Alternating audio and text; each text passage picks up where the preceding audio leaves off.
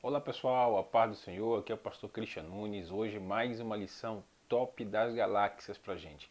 O livro é a mesma revista, sobre Gênesis, o livro dos começos. E olha só, a lição 6 hoje está recheada do capítulo 7 ao 9, cujo tema é o dilúvio. Tá aqui, essa é a nossa revista.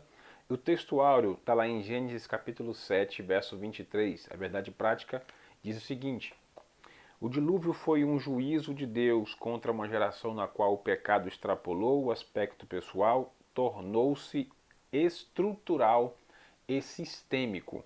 A verdade prática é essa, que a gente está fazendo uma aplicação muito pessoal. E o textuário está lá em Gênesis capítulo 7, 23, e assim foram exterminados todos os seres que haviam sobre a face da terra, o homem e o animal. Guarde isso.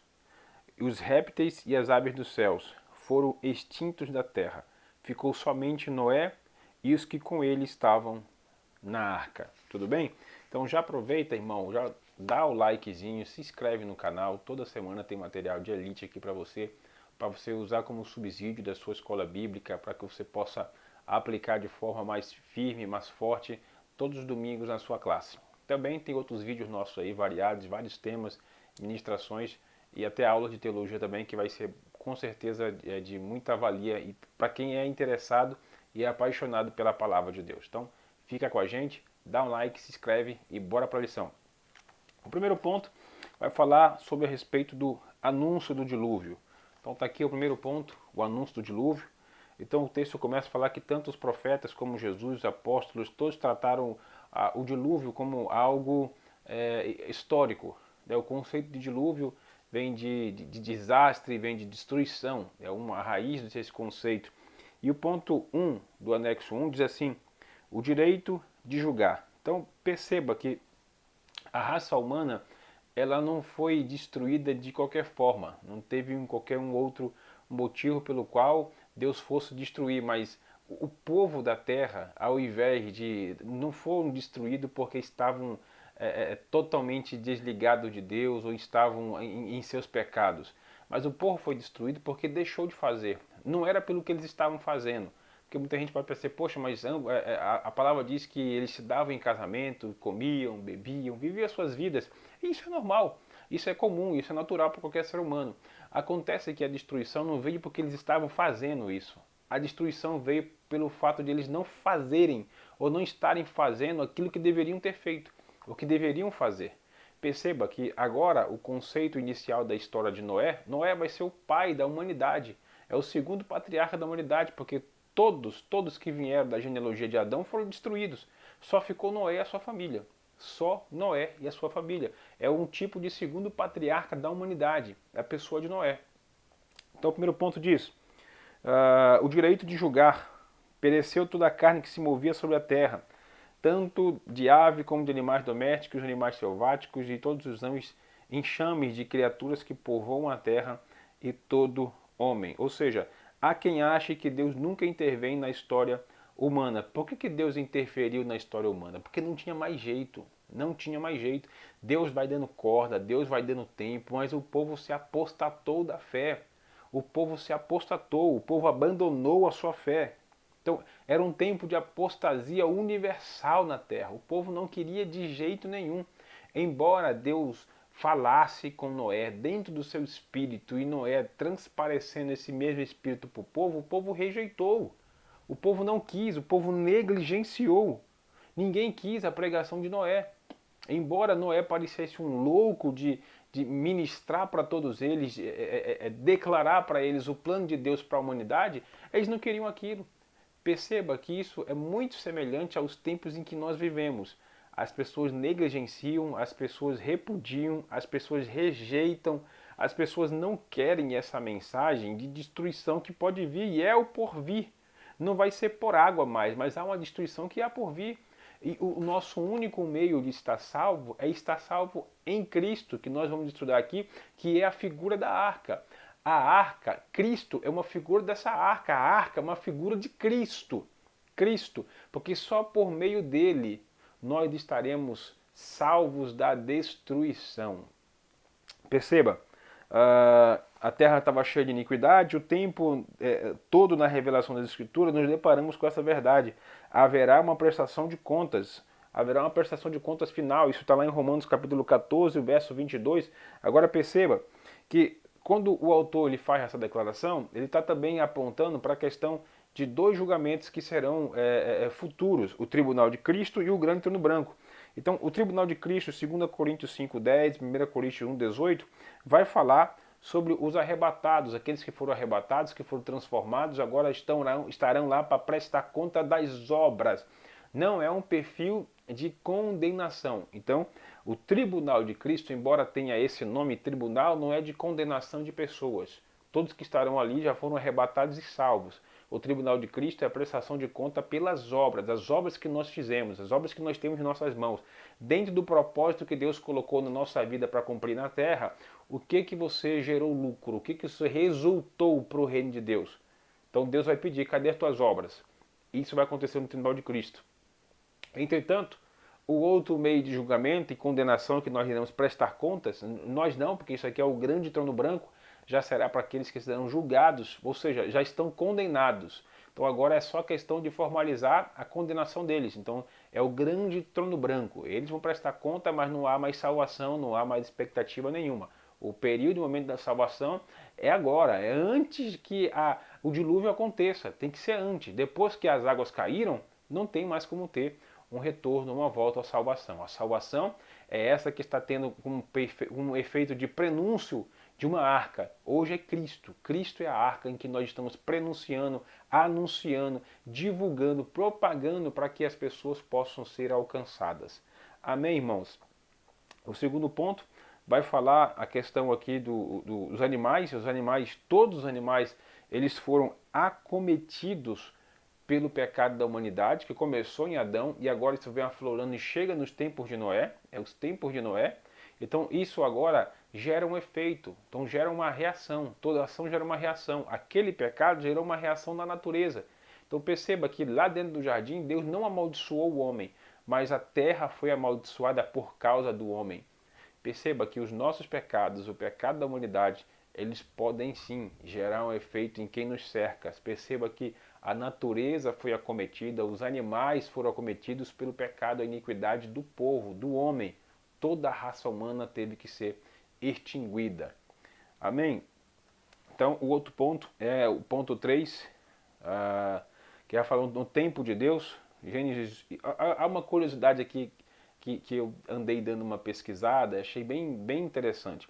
O ponto 3 diz, no tempo de Deus, no ano 600 de vida de Noé, aos 17 dias do segundo mês, nesse dia romperam-se todas as fontes do grande abismo, e com as comportas dos céus se abriram. Perceba que em Gênesis capítulo 1, em todos os dias da criação, Deus declarou a seguinte frase, e viu Deus que isso era bom. Então, em todos os dias, viu Deus que era bom. Só que no dia 2, no dia segundo, você não vê a declaração de Deus dizendo que é bom. E foi justamente no dia em que Deus separou as águas da superfície. Deus, justamente nesse dia, ele não declarou. Você não vai ver nenhuma versão de Deus dizendo que é bom. Sabe por quê?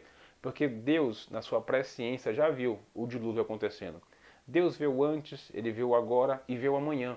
Deus já tinha visto o dilúvio, Deus já tinha visto o sem dilúvio, Deus já tinha visto tudo. Na sua presciência, Deus viu. Deus não determinou o dilúvio, mas Deus viu que o homem poderia chegar àquele período, que o homem poderia chegar naquele nível de iniquidade. O homem viu. Assim como Deus também viu o homem na mais grandiosa paz e harmonia com Deus e com o Espírito Santo. Mas o homem decidiu, o homem escolheu. Aquele povo não foi decretado, chancelado para viver uma vida de iniquidade, uma vida largada, uma vida totalmente arrebentada. Eles escolheram, embora Deus usasse Noé para pregar durante um período para que aquele povo pudesse ser alcançados, eles rejeitaram. Eles rejeitaram, não quiseram, negligenciaram a mensagem de salvação que estava por intermédio de Noé e através da arca. Então perceba que durante esse período, Deus faz duas declarações, Deus faz duas colocações, aplicações através de Noé. O primeiro ponto desse período, desse tempo de Deus que aconteceu todas essas coisas, Noé soltou um corvo. Então ele soltou o corvo não voltou mais porque esse corvo se distraiu com os restos mortais, com carniças, com sujeira. Isso é um tipo de pecado. O corvo saiu e não voltou porque se acostumou e achou confortável viver no meio de carniça, no meio de porcaria. O corvo foi e não voltou mais. O segundo ponto foi uma pomba. Noé pegou um pombo e soltou, e esse pombo retornou a ele com um pedaço de um ramo de oliveira. A terceira vez que Noé soltou, com a expectativa ou a perspectiva de ter alguma esperança acerca de o que cercava o dilúvio, a terceira vez ele solta essa pomba, só que a pomba não volta. Perceba, o pombo que Noé soltou não voltou mais para ele. Então, lá em Mateus, eu acho lindo isso aqui, porque em Mateus é uma figura de linguagem, um apontamento, ou seja, a gente chama isso de projeção profética. Mateus 3,16 diz que Deus rasga os céus, a voz diz, esse é o meu filho a quem me comprazo, Cristo está dentro das águas batizando, e o Espírito Santo em forma de pomba. Aquela pomba que não voltou para a arca, ela se apresentou na verdadeira arca que é Cristo, não mais flutuando nas águas, mas dentro das águas. Aquela pomba que saiu lá da arca de Noé apareceu em cima da cabeça de Jesus, assentando, porque encontrou lugar. Aquela pomba que voltava não encontrava lugar para pousar, mas agora ela encontrou lugar para pousar e pousou em Cristo nosso Jesus. Amém, crente? Isso é uma projeção profética, não dá para ser de forma literal, mas faz muito sentido, já que a pomba também é um tipo de Espírito Santo. As suas dimensões, diz assim, da arca, de modo a farás de 300 côvados, será o comprimento de 50, a largura, a altura, e de 30. Ou seja, 120 anos concedido por Deus, desde que falou até o momento do dilúvio, foi o período em que Deus ainda deu a possibilidade para que o povo pudesse ser alcançado. Dentro desse período, Noé levou todo esse tempo para poder construir essa arca. Hoje, para se construir uma arca dessa com toda a tecnologia, os maiores cientistas levariam em torno de 5, 7, até no máximo 5 anos. 4 anos dá para fazer, mas com muita tecnologia, muita gente. Então dura tempo. Noé levou muitos anos com a escassez e a ausência de tecnologia que nós temos hoje. Então a tecnologia da época era a força de vontade, proatividade e a unção e a graça do Espírito Santo. Amém, irmãos? Então o outro ponto vai falar sobre a capacidade. Estima-se que os animais tenham ocupado cerca de 56% do volume da arca, então 44% que sobrou desse volume era destinado a armazenamento, a questão onde eles guardavam as coisas, armazenavam as coisas, tanto para as pessoas que estavam lá dentro quanto para os animais. Então 44% dava também espaço para muita gente ter entrado na arca, mas o texto diz, o ensino diz que Deus, o próprio Deus foi quem fechou essa arca, porque chegou um tempo que não dava mais. Então tem um tempo para que possa se aceitar entrar nessa arca, mas vai chegar um momento que essa porta vai se fechar. Essa porta vai trancar e não vai ter ninguém que abra. Amém, irmãos? Então o quarto ponto vai dizer o terceiro ponto, na verdade, sobre o dilúvio. E aconteceu que depois de 7 dias vieram sobre a terra as águas do dilúvio. Romperam-se todas as fontes do grande abismo, 7:11, que significa que os enormes reservatórios de água debaixo da terra também vieram para a superfície da terra.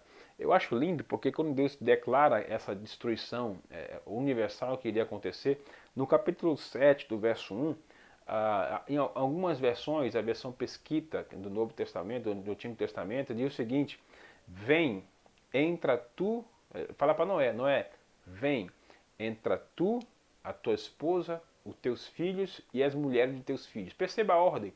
Vem, Noé, entra tu, a tua esposa. Ele não falou entre os filhos.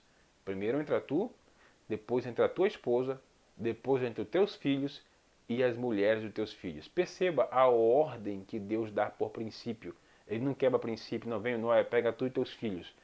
Eu prefiro essa versão que é mais aproximada do original, que diz, vem, Noé, vem tu, a tua esposa. Olha só, a prioridade. O princípio. Vem tu, vem a tua esposa, os teus filhos e as mulheres dos teus filhos e entra na arca. E perceba que Deus não está mandando, Noé, vai, entra. Deus diz o seguinte, vem. Ou seja, Deus está chamando porque ele já está dentro. O que eu aprendo com isso, pastor? que quando Deus nos coloca em condições, situações que para a gente talvez seja extrema, caramba, não vai dar para entrar, esse barco vai para as águas e as ondas vão bater e vai flutuar, esse negócio não vai dar certo. Se Deus está chamando, não é uma ordem para ir, é uma ordem para vir, porque Ele já está dentro do negócio. Perceba que quando Cristo falou para os discípulos, vocês pegam o barco e vão, que eu vou subir para orar. Ele já estava no barco. Então perceba que mesmo na onipresença de Cristo, ele tendo ficado na beira da praia e mandado o barco ir, mas ele já estava no controle do barco nas águas. Ou seja, quando Deus nos mandar fazer alguma coisa, porque ele já está lá na sua presciência, já viu o resultado, já viu o que poderia acontecer e o que vai acontecer. Então o princípio, a chave é obedeça. E Noé não hesitou, obedeceu a Deus na hora. E foi. Não teve nenhum tipo de questionamento, negociação, não. Noé pegou e Noé foi. O Deus que mandou Noé entrar na arca, agora manda sair. Quando tudo termina, quando chega no Monte Ararat, Noé não se agoniou, não ficou ansioso para sair, mas pelo contrário, mesmo a arca encalhando no ponto da terra, poderia ter saído agoniado, mas ele esperou a voz de Deus dar a ordem para sair. Ele obedeceu a ordem da voz de Deus que mandou entrar e da mesma forma obedeceu a ordem da voz de Deus que mandou sair. Agora sim, Noé, sai tu, a tua esposa, os teus filhos e as mulheres de teus filhos e todos os seres viventes. Pode sair. Então, o segredo é esperar em Deus. O segredo é descansar no Senhor. O segredo é obedecer ao Senhor. Uma chave de prosperidade, de provisão, de providência de Deus e de milagre é obedecer à voz do Senhor, porque a voz é o verbo, é o logos vivo, que é o rema, que é Cristo manifesto em nós. O segredo é obedecer. Amém? Então o terceiro ponto, agora sim, é sobre os ensinamentos. O texto diz o Deus dos começos. O segundo parágrafo diz a primeira atitude de Noé é edificar um altar e oferecer um culto a Deus juntamente com a sua família. É a primeira vez que aparece nas escrituras a palavra altar. Noé está cheio de gratidão e louvor ao aproximar-se de Deus. Na última lição que a gente fez na semana passada, a gente falou um pouco a respeito do princípio do culto, né? O princípio do culto, o que significa o culto, o que é de fato o culto que significa latreia, ou seja, um serviço de adoração e entrega. Está na última lição, deixa eu pegar aqui, é isso. Culto significa latreia, serviço, o reb, no grego latreia, no hebraico havod, serviço, ou havod, adoração e entrega. O que significa culto? É um serviço de adoração e entrega. Então, o culto é uma entrega. O que Noé foi entregar foi a sua gratidão, a sua satisfação, o seu louvor para se aproximar de Deus. Ele não montou o altar para ir ouvir a voz de Deus, ele montou o altar para se apresentar. Independente se Deus falasse ou não, o texto diz que Noé preparou um altar. É porque a gente confunde muito a questão de altares com púlpito. Tem muita gente acostumada a estar em púlpito, mas nunca mais esteve em altares, em altar. O que Deus quer de nós é que nós montemos, projetamos, colocamos, fazemos, criamos as circunstâncias para ter uma vida de altar e menos uma vida de púlpito, uma vida de palco, uma vida de evidência, uma vida de status. O que Deus quer de nós é uma vida de altar. O maior nível de relacionamento de um homem e uma mulher é na cama, mas o maior nível de relacionamento entre o homem e Deus é no altar. Por isso a importância até mesmo da sua pregação, o apelo. Alguém quer reconciliar, alguém quer consertar, alguém quer retornar para Cristo, alguém quer aceitar a Cristo, alguém quer ser aceito por Cristo. Faça isso, não deixe de fazer o apelo. Mas pastor, só tem crente. Aqui só tinha crente, era a família de Noé. Mas ainda assim Noé, com um princípio de gratidão, ofereceu um culto a Deus. Ofereceu a sua gratidão, o seu respeito, a sua devoção a Deus e o seu louvor, a sua adoração. Então, mesmo tendo um ambiente de crente, faça o apelo. Alguém quer reconectar, alguém quer religar, alguém quer confessar, alguém quer voltar de volta para casa. Faça, lance a palavra e permita que as pessoas comecem a construir de volta a sua vida de altar. Amém? Então vamos lá. E lembrando que para que essa vida de altar possa ser reconstruída, é necessário que nós trazemos a arca de volta, a arca na pessoa de Cristo, de volta para o nosso altar, de volta para os nossos cultos, de volta para as nossas mensagens, de volta para a nossa pregação. Qualquer outro assunto é importante, a prosperidade é importante, amor é importante, a família é importante, claro, mas nenhuma dessas aí pode substituir a prioridade e a primazia de Cristo como Cordeiro em nossos altares. Amém?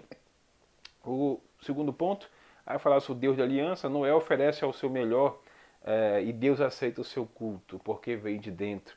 O texto diz que o Senhor sentiu o cheiro suave, o cheiro do sacrifício. Eu costumo dizer, brincando com alguns alunos meus, que Deus ele escuta pelo nariz, porque ele sente o cheiro da adoração perfeita. E João diz que Deus está em busca de verdadeiros adoradores que o adoram em espírito e em verdade.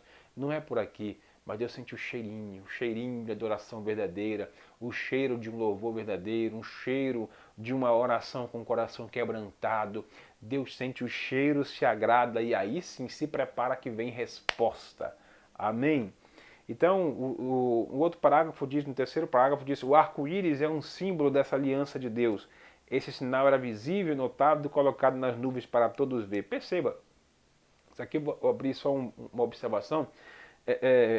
O conceito, na grande maioria das Bíblias, você não vai ver a palavra arco-íris, né? Hoje, talvez na nova tradução da linguagem de hoje, você vai ver arco-íris, mas nas mais tradicionais, nas originais, não existe o termo arco-íris. Então, não é arco-íris, irmão. Inclusive, íris, ele vem de uma conotação de uma deusa pagã. Então, não é íris, é o arco do concerto, ou o arco celeste, ou o meu arco, mas não é arco-íris. Está lá em Gênesis capítulo 9, verso 13. Depois você pode conferir.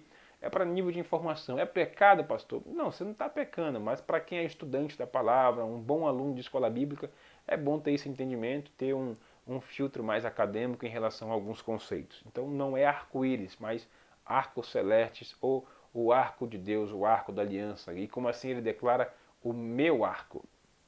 Amém? O significado central da aliança é pacto, é acordo, é concerto. Perceba que o pacto que Deus fez foi o pacto de não destruição. Então ele fez um pacto como se fosse um acordo. Olha, eu não vou destruir mais a terra com água. Então o acordo e o pacto que Deus fez foi o pacto de não destruir, que a sua justiça não assim se aplicaria mais com água. E colocou um sinal que foi o arco do concerto.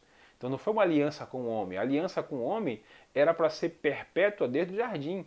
Então Deus fez agora um pacto, uma aliança de não destruição. Amém, crente? Ele não diz firmemos uma aliança, ou nossa aliança, mas ele diz a minha aliança. Ou seja, não é um acordo entre nós, é a minha palavra dizendo que não vou destruir mais a terra com água. Não vai acontecer mais um dilúvio. É a minha palavra. Isso é a declaração de Deus. Minha. Deus não está fazendo um acordo. Vamos aqui, toca aqui, Noé. Vamos firmar nós dois. Não. Deus está falando que era a palavra dele, que não mais iria destruir a terra com água. Amém, crente? E chegando para o finalzinho, o terceiro ponto é muito simples, não precisa forçar a barra de nada, que vai falar a respeito de um tipo de Cristo. Então, se o homem entrasse na arca, ele estaria salvo, e hoje, se um homem estar em Cristo, ele está salvo. No dilúvio, na arca, ele era salvo de quê? Da morte, salvo da inundação, da destruição, do dilúvio. E hoje, estar em Cristo é salvo de quê? Da condenação eterna, do inferno, lugar de tormento. Tanta coisa horrível nesse mundo. Esteja em Cristo. A nossa salvação está em Cristo. Ele diz, eu sou o caminho. Somente em Cristo, o ser humano, ele estará salvo do castigo que virá. Somente em Cristo o ser humano está salvo do castigo que vai vir, que é por vir. Então perceba a declaração de Cristo.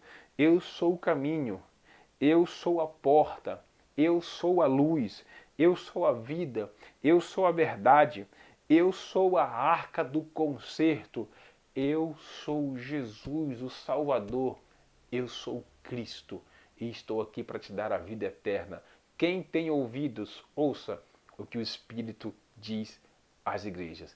Por muito tempo, Noé declarou, foi a voz, João Batista foi a voz, agora a voz vem em pessoa, encarna nessa terra por 33 anos e meio, é crucificado, ressuscita, é assunto ao céu, envia seu Espírito e essa voz ainda continua pulsionando dentro de nós, dentro do nosso coração, do nosso espírito, que só Ele e só nele a palavra de vida eterna. Então o segredo é aceitar Jesus como nosso único e suficiente Salvador, estaremos salvos, estaremos cobertos, estaremos abraçados para não sofrer com o castigo e a destruição que virá.